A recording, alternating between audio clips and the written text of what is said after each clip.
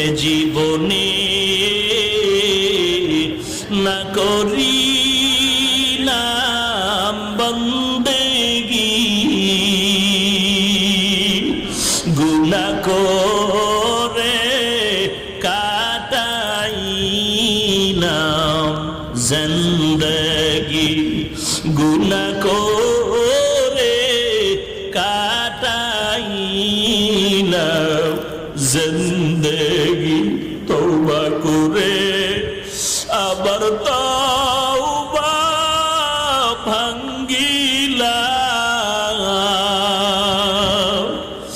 তওবা করে আবার তওবা ভাঙ্গিলাম, অবশেষে খাঁটি তওবা করিলাম। সকলেরই দরজা হইতে ফিরিয়া আপনার দরজায় রইলাম তাকায়া। ও দয়ার মালিক, গুনাহের কারণে আপনি বেজার হয়ে খালি ফিরাইয়া দিয়েন না।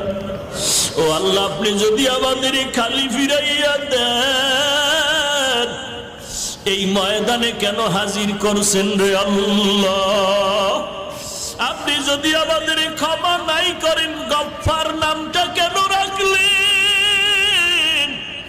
আপনি যদি আমাদের ক্ষমা না করেন, রহমান নামটা কেন রাখলেন? ও আল্লাহ, আমরা তো আপনার আদরের নবীর উম্মত। কত বড় বড় বেঈমানকেও তো আপনি মাফ করে দিয়েছেন। আমরা তো আপনার আদরের নবীর উম্মত।